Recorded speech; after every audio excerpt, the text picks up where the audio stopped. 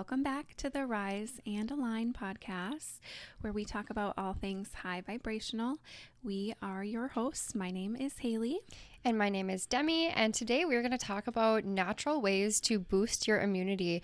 So these are things that we use every day, all the time, just to stay as healthy as possible and feel our best, but also ways that you can heal yourself when you are feeling under the weather. So we're just going to mention different things that we use on a regular basis and what we use them for and what benefits that they might have for you.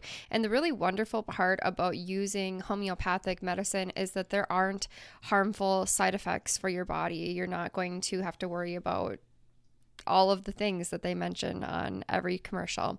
So, our disclaimer is that we are not doctors. We're just sharing, what we use ourselves and what benefits that we have experienced from the things that we consume. Yeah. I feel like the more that I have gotten into spirituality and energy, the more I have started to care about my physical well-being, because how you feel, like we're always saying, is creating your reality. You're acting out of it, and that's what's attracting what you experience. So when you take care of your body, that's self-love, and you feel better and you act better, and your life becomes better. So the more you can't unlearn either, and so the more that you learn, the more that you kind of care about what you're consuming and how you're feeling. So my first thing I want to mention, it's called Trifala. It's a powder. It's made of 3 fruits, actually, and it's really commonly used in India. It's been used for thousands of years as an Ayurvedic medicine, and I first found it through Instagram. I was listening to Sadhu Guru. He's really famous in spirituality. He's got millions of followers, and I really respect and admire him a lot. And so I thought, well, if he's talking about a product, it probably is really legit. So I started looking into it, and it's affordable. It's on my Amazon link tree if you want to look it up. But here are the health benefits, and they are darn near endless. There are so many of them. So it is, of course, antimicrobial, anti-inflammatory, analgesic. It's anti-aging. It's antiviral. It's anti-arthritic because it's anti-inflammatory. It can help with gout. It keeps your liver healthy and strong. It improves digestive issues and constipation. So if you are worried about your gut health, which affects your hormones and your mental well-being as well as your physical, how you feel. As soon as you take a half teaspoon of this, it clears everything out, but not in like a horrible, like painful way. You feel more energized, you feel healthier. It boosts your immunity. It is good for blood pressure regulation. It's good for your skin. In fact, you can use it on your skin as a mask, which I have yet to do, but I've noticed since I've been taking it, I had this rash for a few years, and I went to dermatologists multiple times. They didn't know what it was, and the things that they gave me were harmful steroid creams, and they didn't help. It didn't make it go away. So for years, I've been wondering what this is, if it could be, really bad, or, how to get rid of it. I started taking this powder, and it went away by itself. It's antioxidant. It's a stimulant for hair growth. It moderates cortisone levels, so it's really good if you have stress and anxiety. It will actually help improve your mood. It's actually good for eye care as well. It's said to reduce damage of UV rays. I could probably go on forever, but it prevents plaque formation, so it's really good for oral health as well. There are so many benefits to this, and you just take a half teaspoon, a quarter teaspoon a day with some warm water. It's just a powder. It doesn't taste amazing, but it doesn't taste horrible. It tastes to me kind of like the way a crab apple tastes, where it's kind of like bitter. It's just like a bitter fruit, like a fruit that's not ripe. That's it. And it's totally tolerable, and it's so good for you. I recommend that everyone take this. And again, totally affordable. Yeah. First of all, I would like to say for myself, I as well started getting into this when I got more into spirituality, like natural ways of healing, but it's also been a big part of like embodying my inner witch, as we have talked about in the last few episodes, of like working with nature. And I believe that nature can heal us in almost any aspect. So I love going to natural or nature to find sources for healing. And that's sourced out of fruits that you it's said. just organic And fruit. like, Yeah. I think that so much can be said for what we are surrounded by and how that can heal us versus taking synthetic versions of things. And of course, always do your own research, and we're not wanting to sway you a certain way or another, but we're just kind of showing you what works for us and what we believe helps heal us. But I think that a majority of the things that we're going to share are like the most natural form of something that you can be intaking. So I think that's really amazing. I haven't actually heard of that before. So I love that. Also, which, you know, I should have started out saying this. This is something that is such a big realization for me. One, medication actually never treats the cause of anything. It only ever treats the symptoms. And two, medication is all derived from natural substances. And then Big Pharma cuts it and sells it and uses it to make money. And they add so many things that have harmful side effects that you can actually create more problems in your body by taking certain medications.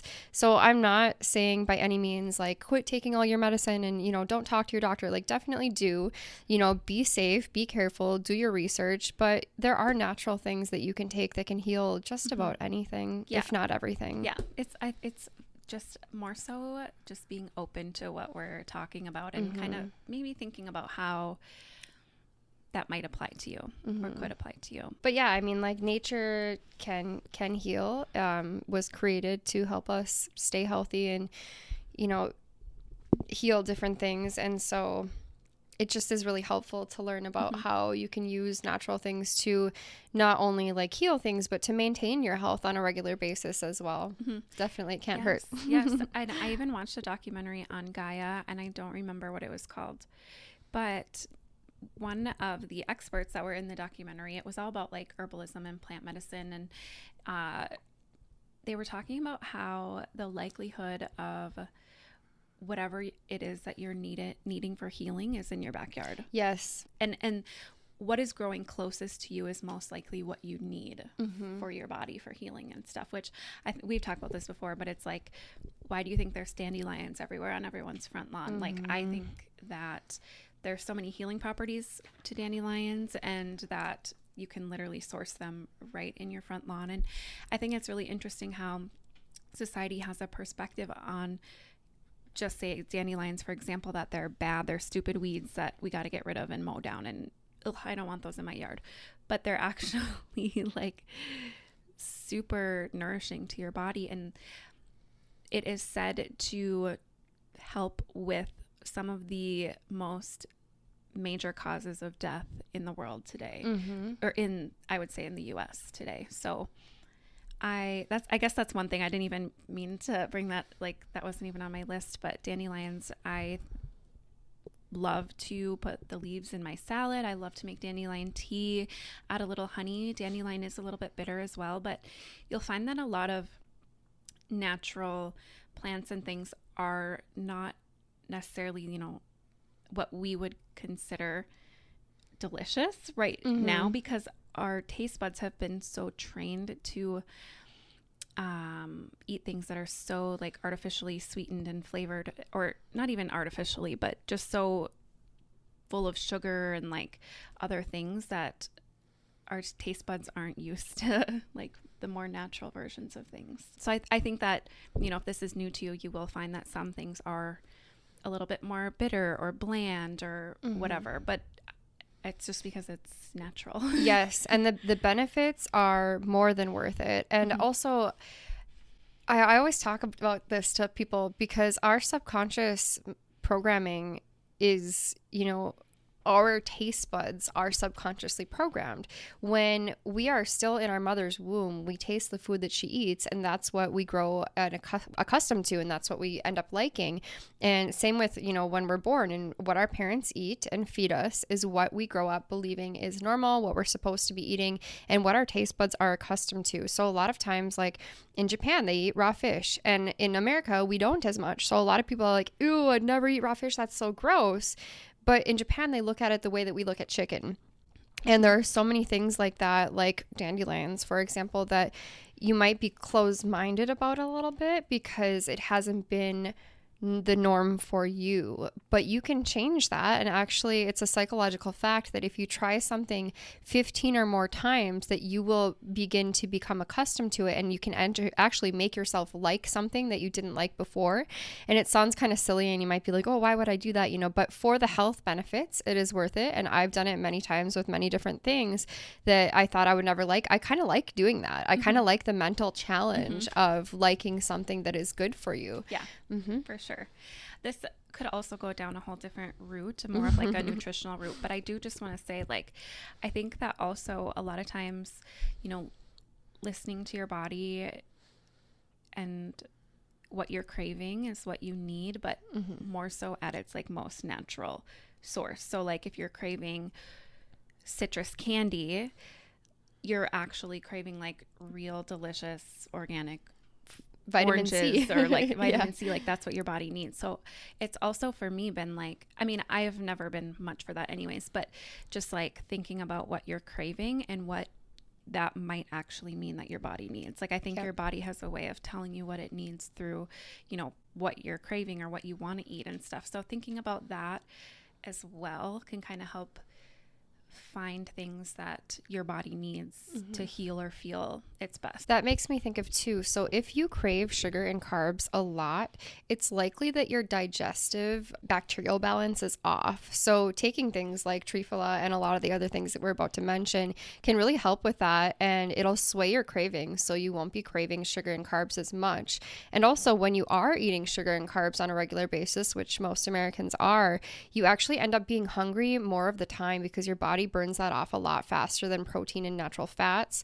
So you tend to gain weight and be like starving all of the time. Whereas if you cut some of those things out more and start taking things that help with your digestive health, then you won't be craving that as much and you can lose weight way easier. Do you have anything like that you recommend for digestive health? Yeah, well, definitely Triphala. Yes. So a whole bunch of other things, actually. I take probiotics for women every day as well. Because I am taking the Triphala, I take probiotics that are for vaginal and urinary health, because that does help with your gut as well. It does help support healthy weight. It improves digestion. It improves immune response. It improves mood, dental health. It actually is really good to take probiotics for dairy defense. So if you find that you are lactose intolerant and also gluten intolerant, it helps with both of those things. It increases mineral absorption. Actually, it helps with allergy relief, which is amazing, and liver health. So definitely recommend taking probiotics on a regular basis, but especially if you take antibiotics, you need to take probiotics and prebiotics in order to recover your digestive health, because when you take antibiotics, it can kill off the natural bacteria that you need for digestion and for many other things in your body. Another thing that I absolutely love is apple cider vinegar. I always get organic apple cider vinegar. Lately, my mom actually told me to do this. She's like, if you feel like you eat too much or like you're not digesting, like if you eat a bunch of greasy food or something, and you feel like overly full, mix apple cider vinegar with cinnamon, ginger, and lemon and water, and just drink it. And honestly, it tastes pretty good. And it is so, so good for you. Apple cider vinegar alone aids in weight loss as well. Digestion, reduces cholesterol, lowers blood sugar, improves diabetes symptoms. It kills harmful bacteria, and it improves your heart health and your skin health. I mean, there are so many things that are good for digestion, including honey, which is something that I wanted to mention. Apart from digestive health, it's also amazing for allergies. And like you said, like a lot of the things that we need are in our backyard. If you get organic, local, unfiltered honey, it can help you immensely with allergies because it has the local allergens within it, so that it can make you immune to the local allergens. Honey alone is antioxidant. It's antibacterial, antifungal. It heals wounds. So if you have like burns, cuts, cold sores, There are so many expensive medications for cold sores. If you put natural, local, unfiltered honey on a cold sore, I swear to you, it will heal in a day or two. Nothing heals like honey does. It boosts your immunity. It's good for digestion and gut health. It will get rid of sore throats. Whenever I have a cold, I drink honey, and in a day or two, I'm better. It's good for your brain. It actually can fight against different kinds of cancer and help with cancer management if you are going through chemotherapy. Also diabetes, it's good for heart health, it strengthens your immune system, and it's actually said to increase athletic performance. So they say a teaspoon of honey a day keeps the doctor away. It really does. I could go on for days. Yeah. So I use both of those as well. I have found that apple cider vinegar actually gets rid of cold sores as well.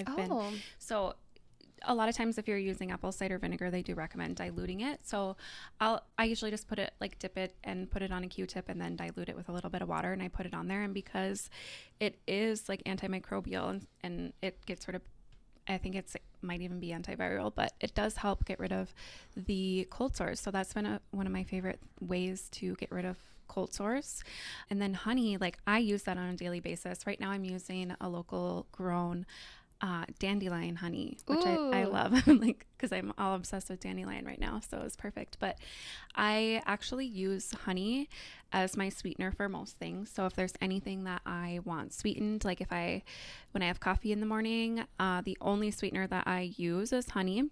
And then obviously, when you're sick, there's a lot of teas that I would recommend to drink when you're sick, but I always add honey to my tea because of its health benefits, but also because it's going to help soothe your throat and, help with that. So those are just both really amazing things that I use as well in my daily life. I also use honey for baking. Instead of sugar, a lot of times I will use honey or maple syrup. It's just been an amazing substitute for me, and it does have benefits, and it tastes better to me than sugar. Yeah, it tastes amazing, actually. Yeah, I agree. There are so many other things that I use, and I know you use too.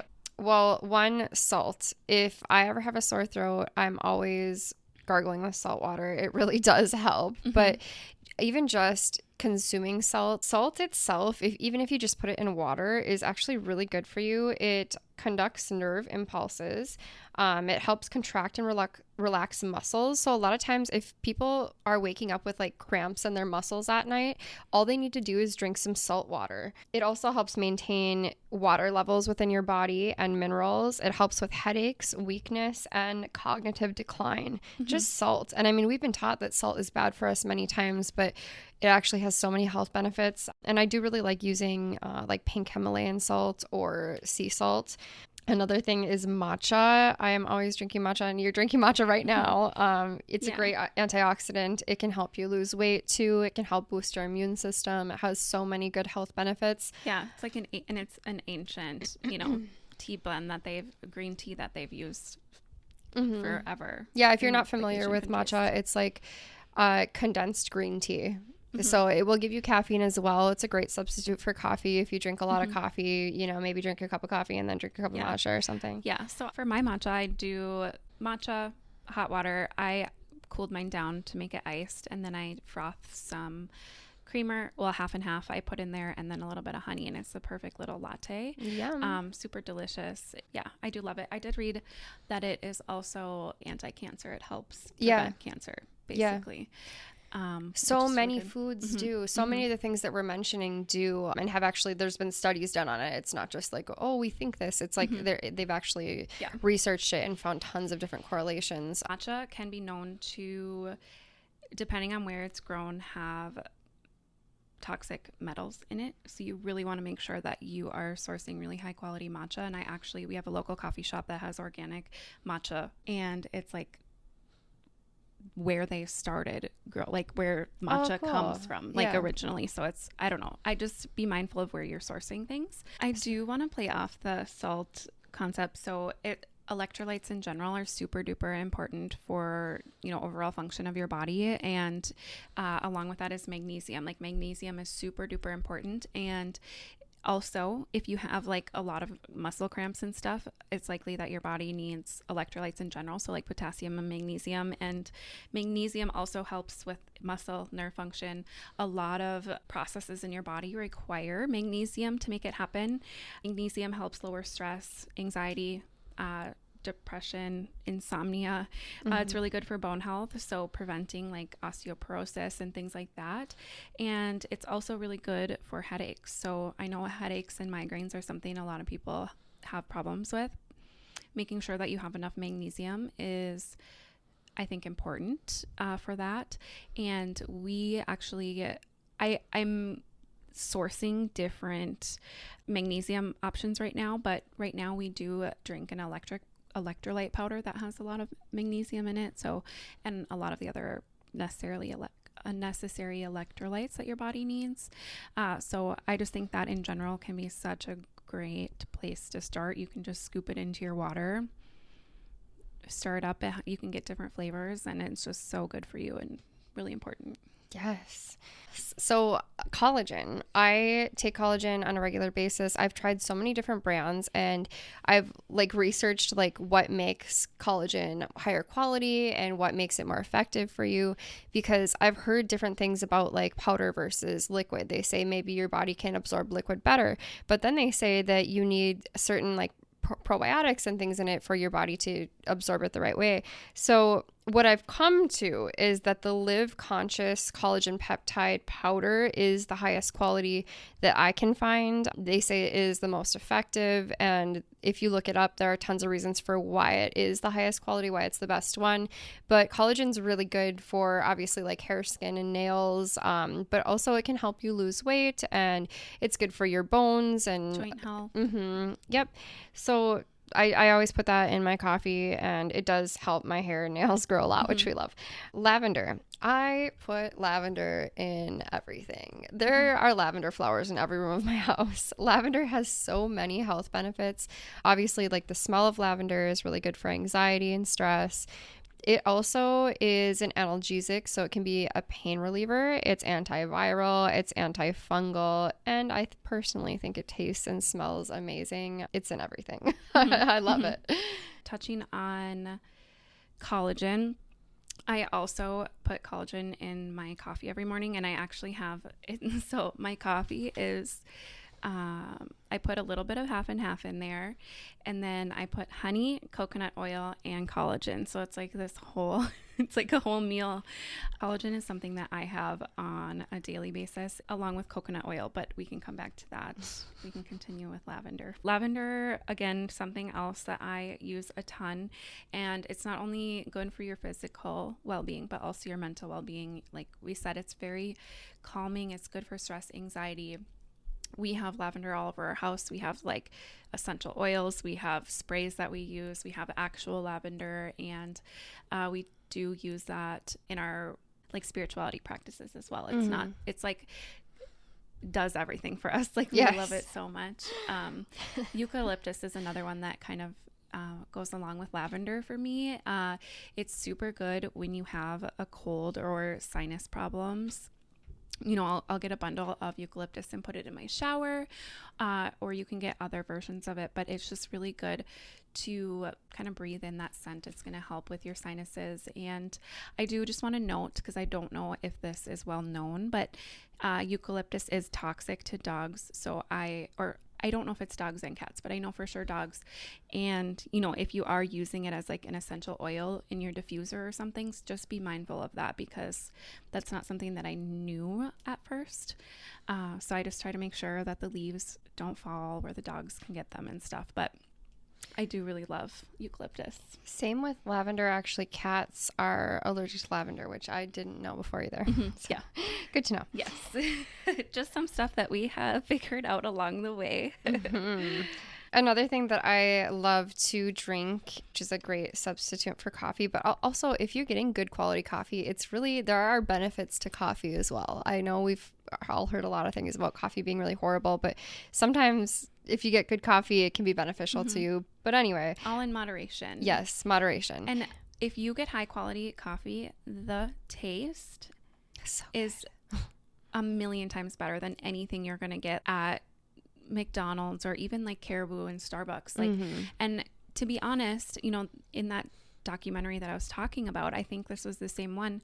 A lot of coffee that gets sold to the United States has mold content, high mold content. So there, you know, if you are drinking coffee and you feel really like sleepy or yucky after, or, you know, later in the day, that could be your cortisol levels, but it could also be that you're intaking a lot of mold. In this documentary, they were talking about how big shipments of coffee would come into other countries like European countries or Asian countries, and they actually would inspect them, and if it didn't pass their inspection test, they would turn around and they'd come and bring it to the United States. So we get like the leftover coffee that's toxic that the other countries don't want to drink because we don't care. Like, it's not something that's talked about. And, you know, I don't know what the regulation of coffee is in the United States, but it's not very good.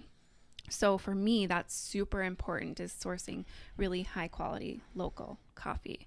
Mm-hmm. And not only are you going to feel better, but it tastes, just the experience of it is way better. Yeah, I completely agree. It's funny because I usually do buy like imported coffee for those reasons too. Also, something to mention that I wasn't very aware of in the past is that you should always eat something before you drink coffee, because it will raise your cortisol levels to drink coffee on an empty stomach, even if you are drinking high quality coffee. Also, the FDA in the United States is much different than the food regulations in other countries. So after I get done mentioning what else we love to consume, I want to mention a couple things to avoid. Going off of that, coffee. So that is, again, really important. And one of the reasons why I put collagen and coconut oil in my coffee, because like you said, you shouldn't have coffee on an empty stomach. And that is actually going to help with the consumption of coffee and not raising your cortisol levels so quickly.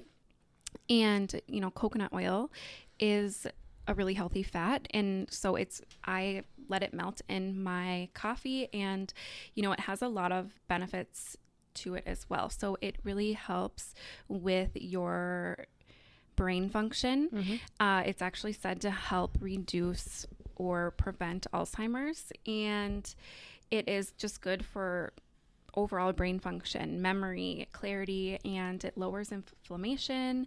It's good for your immunity. It's antibacterial, antifungal, antiviral, all the things. It's said to be a good source of energy for your body, and it also helps with digestion. So for me, it's been a really easy way to consume it, is just putting it in my coffee. And it is recommended to have unrefined coconut oil as opposed to refined. Cold pressed. Yes. So keeping that in mind. But that for me has just been a really great way to start my morning with, you know, having coconut oil, collagen, coffee. It tastes it's really good to get it ready, but yeah, it's worth it. It's worth it. Yeah.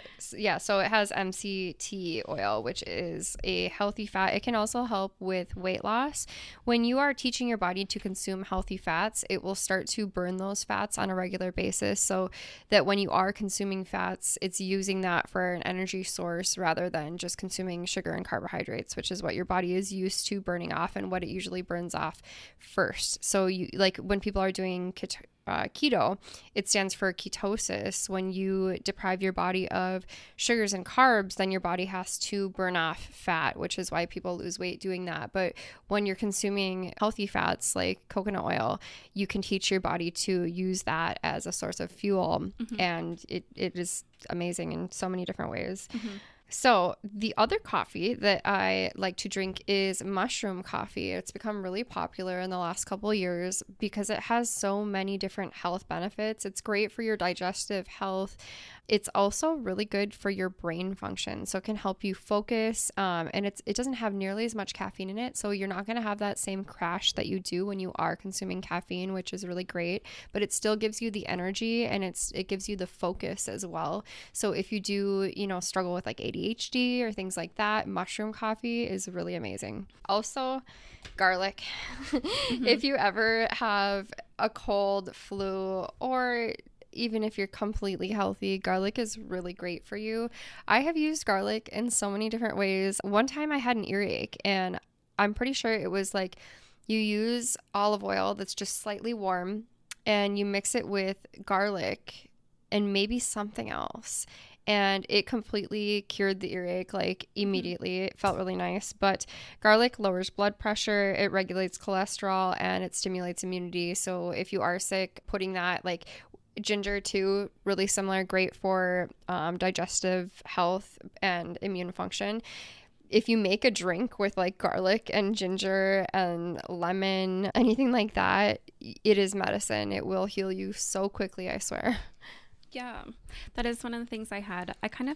So I'm looking at my notes because I was trying to just like get everything down that I use. And I kind of separated by like if you have a cold, if you have a headache, like things like that. So for when you have a cold, I did put ginger down. That's something that is helpful for fighting infections. It helps get rid of bacteria or kill bad bacteria growth, and yes, digestion. And then I also put turmeric, which is really good for inflammation. It helps get rid of inflammation, and it does have antioxidant properties. I also, when I have, it's usually when I have like a sore throat or like a chest cold or I'm coughing a lot, I like to have echinacea tea, which is really good. It's antiviral. It has immune support. It helps with pain. And so I really like that. I recommend elderberry if you are feeling under the weather. It has vitamin C, antioxidant. It helps with your immunity and respiratory health as well. Vitamin C, I always recommend that, but again, really good if you're sick. And keep in mind that when you do get sick or have a cold, it's oftentimes that it's your body telling you that you need to rest. You know, you are doing too much or you are too stressed out, and it's like, whoa, whoa, whoa, you need to take a step back, relax. So doing things that allow you to slow down and to rest, and maybe think about what caused that to begin with. So I do love taking baths when I'm sick. I love sunbathing. So going outside and laying in the sun and letting the sun heal you. If it's wintertime, sitting in front of a window, or you can just imagine sunlight shining into you. I know these are not actual things that you can take, but these are just some things that have helped me feel better as well. So even when I'm sick, I do try to do yoga. Mm-hmm. I like to do yin practices. It's really, really good and important to still keep your body moving. It's good for your joints. It's going to help with the aches and pains that come along with illness, and, you know, moving some of that stagnant, that sick energy out of your body, like getting rid of that. And then, you know, telling yourself healing affirmations like, I am healthy, I'm strong, you know, and you can come up with your own, but that has been really helpful, along with sound healing. Listening to sound healing playlists on YouTube, or we have sound healing bowls that we can use. But, you know, that has been really, really helpful for me when I have colds, all of those things. Yes. Yeah, I completely agree with all of that. I was going to mention some of those things too. Like I had bought organic medication for my son one time for cold and flu, and it was made with elderberry and honey, and it worked really well. That's helped me a ton as well. I was going to name tea, but I was like, I have about 85 different kinds of tea, and they're all for different things. So if you are feeling under the weather in any way, even if it's like stress, I swear there's a tea for everything. There's a tea for throat coat. There's a tea for digestion. There's a tea for bloating, congestion. Yes, bloating, literally everything. There's tea for it. You can heal yourself with tea and put honey in it. Sound healing as well. So when I am nauseous, to me, that is like the worst ailment. When you feel like throwing up, there's nothing worse to me. Like I would rather be in pain. When I am like that, there's only one thing that really helps me. Like when you're at that point where you're like, you can't consume anything, I always go on YouTube and search sound healing for frequency for nausea. That's what I type in, frequency for nausea. And there are a few different ones, so find what you like, but I swear that has saved my life on multiple occasions. And like there was a time where I was needing to take antibiotics, but I couldn't keep a thing down, and I couldn't sleep, and I was just miserable. And I had Googled the nausea frequency, and that allowed me to keep my medication down as well as sleep, which was life-saving at that time. So highly recommend looking that up if you are feeling under the weather. It can help so, so much. Also, it's worth noting that meditation has, like, they've done so many different studies on how meditation can help you heal, especially if you are visualizing health while you're meditating. And if you YouTube, Google that, you're going to come up with a million different meditations that help you heal, and it can be extremely effective. And also, like we did an episode on grounding, there have been tons of different studies done on grounding and how that can heal the body as well. Doctors have done studies where, like, they'll x-ray the patient with ailments, whether that be like, I don't know, like bone health problems or liver, kidney, heart problems, whatever it might be. And they have the patient walk barefoot on the earth for a certain amount of time, like a few months, and then they go back and check the progress, and it actually does help heal people. So I know, like, I had COVID last year, and I was like, well, I'm not going to the doctor. Like, they're not going to do anything.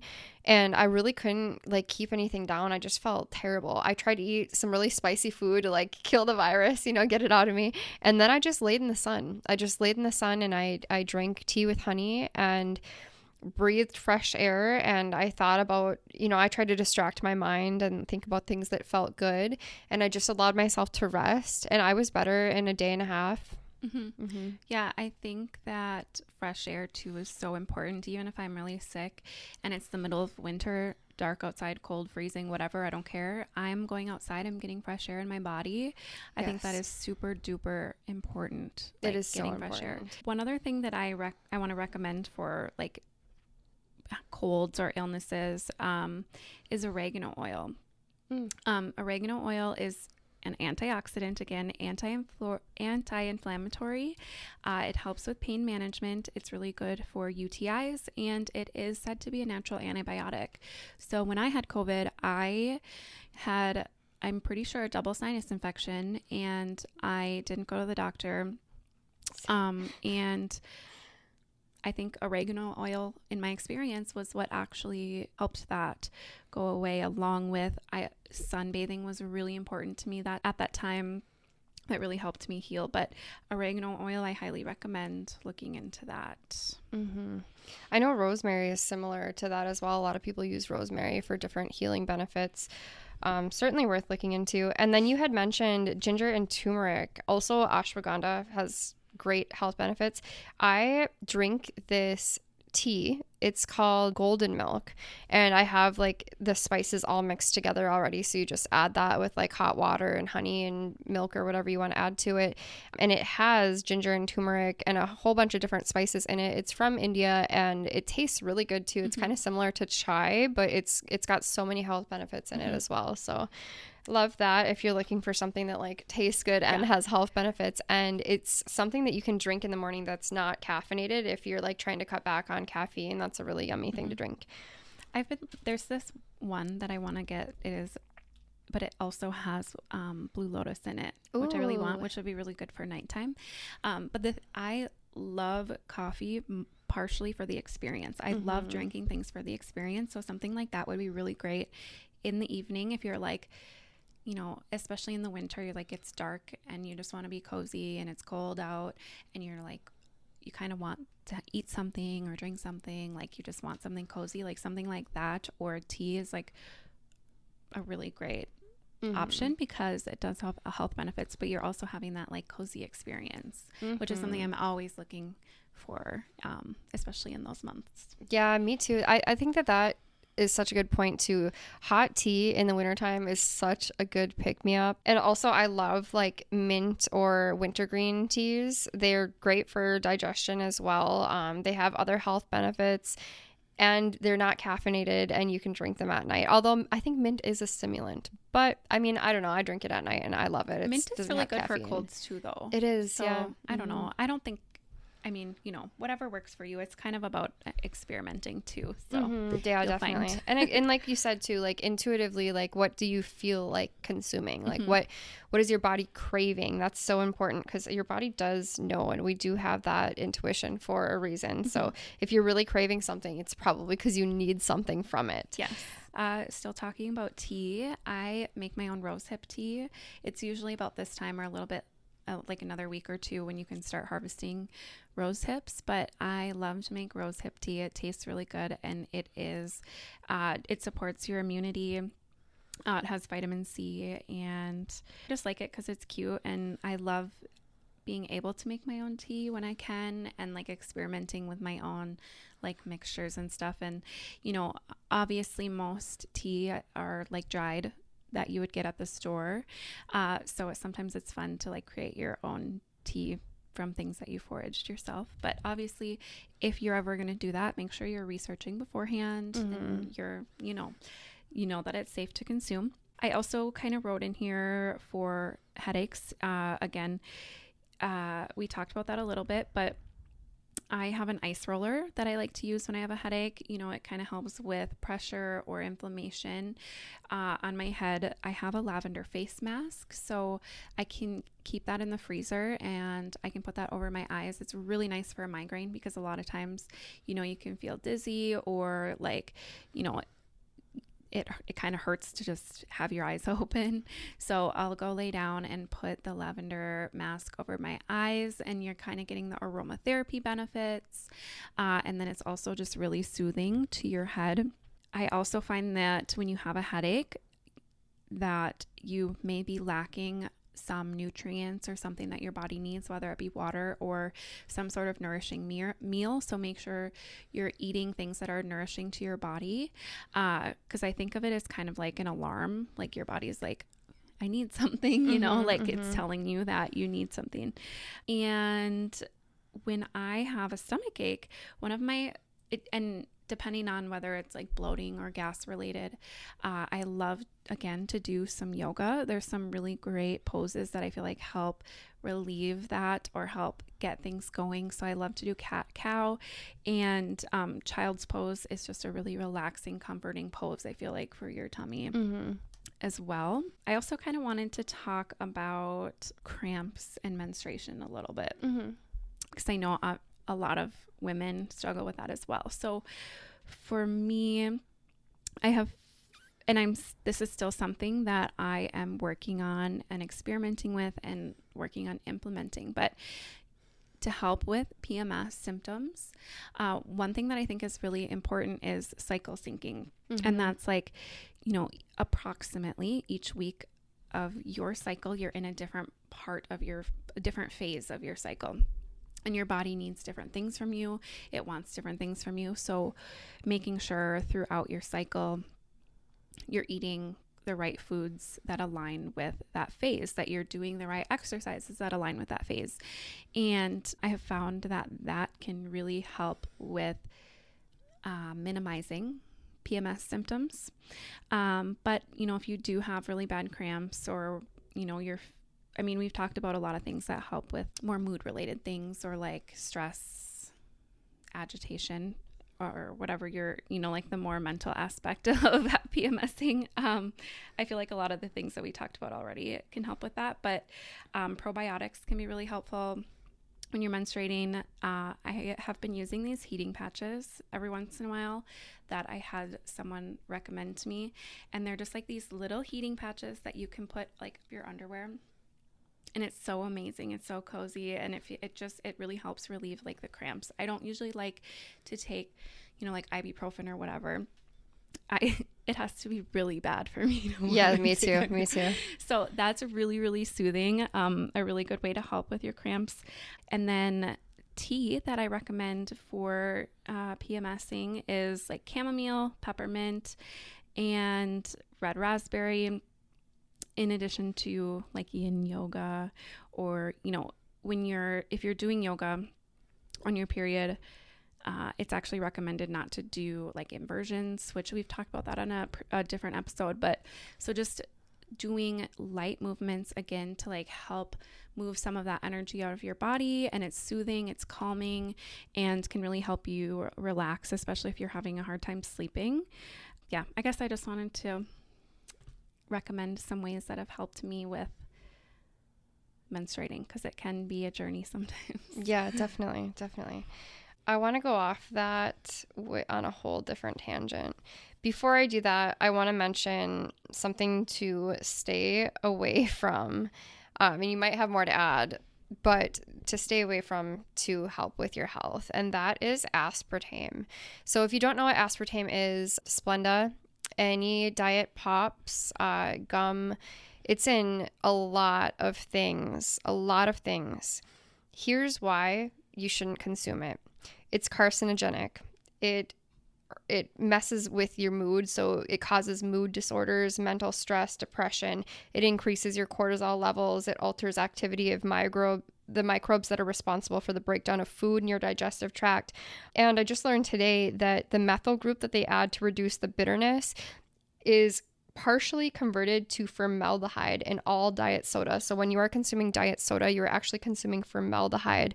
It increases cardiovascular diseases, and there are a number of other serious diseases that it can make worse or cause entirely. And like I said, it is in so many different products. I don't think that they have it in Europe, actually, as well as high fructose corn syrup. Also, it causes fat because your body doesn't break it down. It is made from corn, which if you've ever eaten corn, you may have noticed that it comes out the other end looking about the same because it doesn't have any nutrients in it. When they're feeding it to cows, I think that McDonald's actually had to change this, but for a long time, they fed it to cows to make them as fat as possible, as quickly as possible, so that they could kill them and make them into hamburgers that were cheap. and actually, it's horrible for cows as well. And it actually creates methane. So when cows eat corn, it creates methane, which is actually you'd think that's funny, like cows farting. Yes, no, literally, cows who are eating corn are responsible for global warming. I'm like, honestly, it's actually really bad because it's not natural for cows to eat corn or animals in general to be eating corn, and it causes a ton of different health issues, and it does that in us as well. And if you look at the ingredients that you're eating, high fructose corn syrup in America is in pretty much every soda. It's in bread, it's in cereal, it's in ice cream, it is in almost everything that you're consuming, juice, like everything. Mm-hmm. It's in everything. It's in all the candy, and it's toxic. It's poison. It's poison to us. Our body cannot naturally digest that. Same with soy. Soy, our body actually, it's the molecule for soy is so similar to estrogen that our body mistakes it for estrogen, and it can cause cancer, among other different health issues. So those are some things that are in a lot of things that you might want to be mindful of. If you avoid eating those things, it can help you lose weight and feel much, much better. And unfortunately, the word diet in America has been used incorrectly. So a lot of people have been raised to believe that diet soda means that it's healthy. There's not sugar in it. It's good for you. You're going to lose weight if you drink diet soda, when in actuality, it's proven now to cause obesity, and that you actually, because your body cannot properly digest aspartame, which is in the diet soda, that it actually makes you fatter than if you were to just drink regular sugar, because your body can naturally digest regular sugar. So regular sugar is actually better for you than aspartame. If you are diabetic and you're like, well, I can't drink regular soda. Well, one, cut out soda. I'm not diabetic and I haven't had it in 10 or more years, and my life is way better and I feel way better not having it. But if you're like, no, I need it. Stevia is a natural plant sweetener. It doesn't have any of these horrible side effects. Your body can naturally digest it, and it doesn't have any sugar in it. So if you are diabetic, you can eat it. You can also use it to bake with it. There are lots of alternatives, especially because the keto diet became so popular. You cannot consume sugar while you're on keto. So there are all these natural alternatives that are so much better for you than aspartame. So, if you're like, I need that fix, look into stevia. It's in a lot of things, and there are lots of drinks now too. Zevia is a brand, Zevia is a brand that makes stevia sweetened drinks, and they're really good. It's certainly worth looking into. Is there anything else you want to mention that you maybe want to avoid? For me, I avoid anything that isn't organic. That's extremely important to me, that I'm consuming organic food, because the things that are not are extremely processed, filled with pesticides, herbicides, whatever. Like, there's so many toxins and things that should not be in food that isn't organic. And I think, kind of as we said, like, it's all about going back to the main source of something. And to me, I don't want to be eating something that has 10 other things in it, when I just want the one thing. So I avoid things that aren't organic. I do as well. And I know a lot of people are like, well, it costs so much more, it's hard to eat all organic. Luckily, especially if you're local, we have an Aldi, and Aldi has really affordable food, and most of their food is organic. There's a ton of organic options that are affordable, so bless them for that.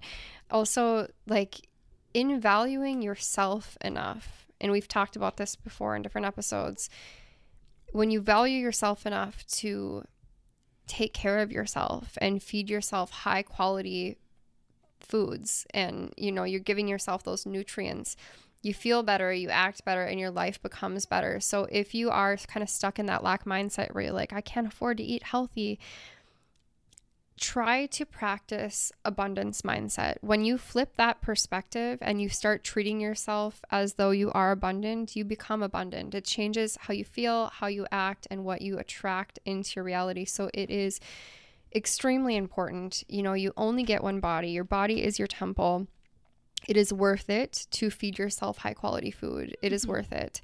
And, actually your brain function will increase. So you may think of different ways that you can, stretch your money, or, not spend money on diet pop and instead buy organic fruit, or, things like that are going to help you immensely. And I swear, just feeding yourself better food can change your whole life.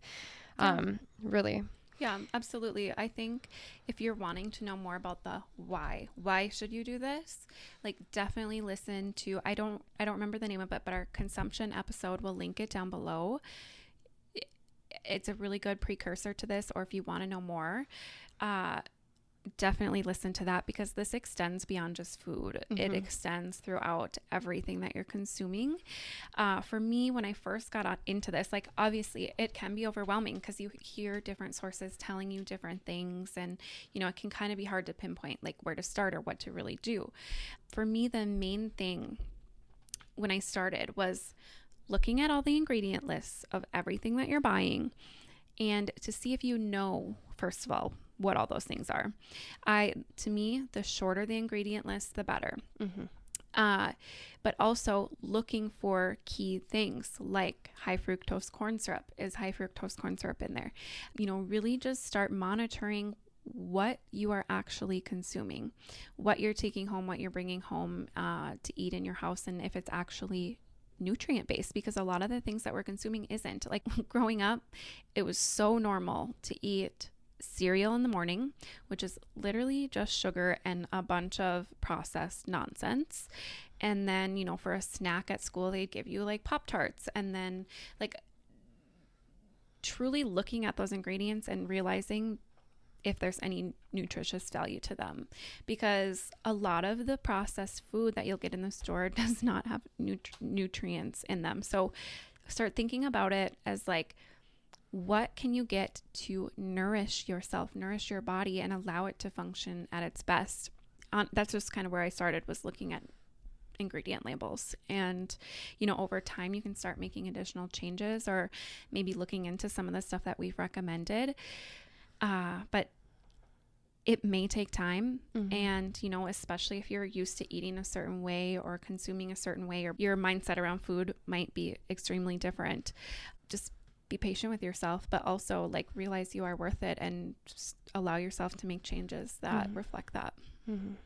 I think too, like if you're like, I don't know, like it's a lot. It is. We mentioned a lot of things, but even if you just start adding in little things, you might start to notice a difference in how you feel, and it might encourage you to continue in that direction. You know, I've talked about before when you're trying to change a habit, they say instead of like, you know, kind of like pestering yourself and like being mean to yourself, like, oh, this is horrible. Instead, focus on the benefits. So when you do add in something as simple as like trefoil, which you can get for really affordable, you might start to notice those benefits. You have more energy, you feel better, your digestive health is better, your mood is better. And then it will encourage you to continue those healthy habits. And it gets easier. You learn more, you attract the information, and then you start to attract other people who are into it. And it just becomes really helpful and life-changing. Mm-hmm.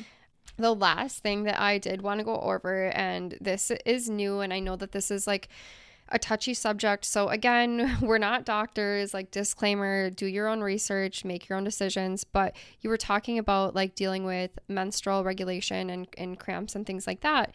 So birth control is now classified as a carcinogen. It has so many negative side effects that are absolutely horrible for women. And in the United States, we really don't have any other options besides hormonal birth control or the copper IUD, which is extremely painful and can have problems of its own. So the other day we were like, there's got to be other options because all medication is derived from natural things. There's got to be other things, and there is an insane list of natural birth control. And one of the things that I found, and that we actually found a government study on, saying that it is an approved, FDA approved form of birth control, is neem oil. And I will find that article and we'll link it down below for you to reference. Yeah, because I think people should know. So actually, men can take neem oil as well. You take 2 tablets a day and it will make you sterile while you're taking it. It has no negative side effects and it is reversible. I think it takes 2 or 3 weeks and then you're back to being fertile and everything's all good. The other thing about neem oil is that instead of being carcinogenic like birth control and having all these negative side effects, is that it's really good for you. It's actually being sold right now, and I will also link this on my Amazon, but it supports skin and immune health, and it has a whole bunch of healthy benefits. So this is one of the ones that I would recommend looking into the most. But just for the fun of it, I'm going to name some other ones because we found so many, and I was like, women should really be aware of this. Like, this is something that we should have learned and, that we should know about, and we should know that there are other options. A lot of other options. So some of these things are not only contraceptive, but they can be toxic if you take too much. So again, like, really do your research. Like, don't just take this for my word or anything. Look into it. And some of these things can also cause abortion. But also, if you're trying to get pregnant, you should know that. You should not accidentally consume these things. Yeah, because a lot of these things are things that we do consume in certain foods and stuff regularly. So knowing that, if you're wanting to get pregnant, to avoid these things. Yeah. Mm-hmm. Yeah. So when we were looking into it, there were articles where like one woman was drinking this tea all the time and then she ended up losing her child, and unknowingly that it was a contraceptive. So Queen Anne's lace it's also referred to as wild carrot, and it says that if you take this for 7 days after having unprotected sex, that it will prevent a fertilized egg from implanting. Smartweed, it actually grows in my backyard, is a leaf found all over the world that works like plant byproducts such as rutenin and gallic acid to prevent implantation. Stone seed root, it says the women of the Dakota tribe often use this herb. They prepared it by steeping the root in cold water for several hours, and they consume it once a day for 6 months, actually to create sterility completely. Thistles, they sterilize temporarily, and the women of the Quinault Indian Nation often boiled thistles in water to create a tea to create temporary sterility. Jack in the pulpit root, Hopi women would steep the root in cold water and consume it for months to become sterile. And then there's mugwort. So I believe it was Yale did an entire article on how mugwort can be used as a tea to use as a contraceptive as well. Again, look into these things, make sure you're doing it right if you're going to consider it. But it's just good to know, like, because mugwort is a tea that people do consume on a regular basis. And so, again, if you are trying to get pregnant, like, you don't want to accidentally take that. Mm-hmm. Pennyroyal can cause you to lose a child as well. Rue, willow, date palm, pomegranate, and wormwood and myrrh. Also, they say that there was a study done on peas. So it was done on mice, and it says when mice were fed a diet of 20% peas, litter sizes dropped in half. At 30% peas, the mice failed to reproduce at all. So peas can be used as a natural birth control. So if you're trying to get pregnant, maybe don't eat peas. It's the same with ginger, actually. So avoid eating a lot of ginger if you're trying to get pregnant or if you are pregnant. Feverfew. It is a plant, and you can use it as a tea. And a lot of these also regulate menstrual cramps and menses. So that's good to know if you're drinking these teas that they can help you with that pain, their pain relievers, including this feverfew tea. It says it also relieves and treats the aches and pains associated with cold and flu. It's anti-inflammatory, analgesic. It also says it's for colic in babies and young children. Juniper also can be used as a tea, and it can also help with respiratory and mucus problems. Blue cohosh, they use it as a tea. It can have a possible allergic reaction. It can be used to stimulate menstrual flow. It contains two important substances, oxytocin and calasaponin, which causes the uterus to contract. The best time to use blue cohosh is about 5 days before menstruation if you're using it for contraception. Buckwheat can be used to disrupt pregnancy as an emergency contraceptive. So, like, these are things too. Again, if you are pregnant or trying to get pregnant, definitely avoid these things. It says it contains a compound called rutin, a bioflavonoid, which stimulates adrenaline and prevents implantation. Stone seed root, it's a very powerful natural birth control. They can render a female sterile for long periods of time. The active ingredient is called lithospermic acid. In a low concentration, it acts by suppressing the production of hormones. The use of stone seed root causes a suspension of the estrous cycle and inhibits the secretion of estrogens and androgens. There's an American and European herb called angelica, and in China it's called dong quai. It has a powerful action over women's productive system to promote menstruation and also to terminate pregnancy. So that can be really dangerous as well. Papaya can be used to prevent pregnancy in women. To benefit from papaya as a natural contraceptive, drink a cup of the juice 2 or 3 times a day for about 4 days. You need to also ensure that papaya is consumed immediately after coitus. You also need to stop consuming papaya when you are pregnant. Wow, don't eat papaya when you're pregnant. We should know that. People should know that. Mm-hmm. Dried apricot. That is something that I eat on a regular basis too. You can prevent getting pregnant by boiling a mixture of dried apricot, honey, and water. Besides helping to prevent conception, this mixture also helps to reduce excessive menorrhea. So you can drink that while you're having your period, and it will help. We also, vitamin C. It's present in many herbal plants and can be used as a temporary contraceptive. It contains ascorbic acid, which inhibits the functioning of progesterone in women. Also, hibiscus. The properties of the hibiscus flower are varied. It can be used in Ayurvedic treatments and in tea.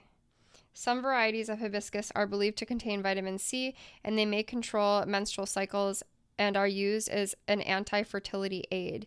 But pregnant lactating women should avoid all preparations of hibiscus. That is something that people consume on a regular basis too. And then the last one, which I found really interesting, there was a ton of research on this. It's a plant called silphium.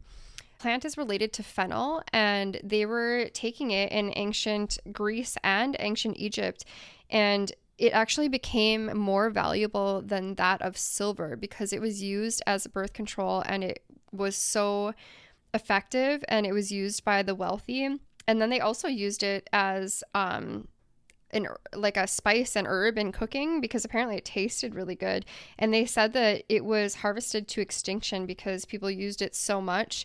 And now they're finding that it might be growing in Turkey. So I don't know, it's worth noting. It was just really interesting that it was the number one thing that people used in ancient Greece. There's so much research on it. And a lot of our knowledge of medicine came from that period, actually. So I just thought that was pretty interesting. They actually valued it so much that they put it on coins. So, Oh my gosh. Yeah. That's amazing.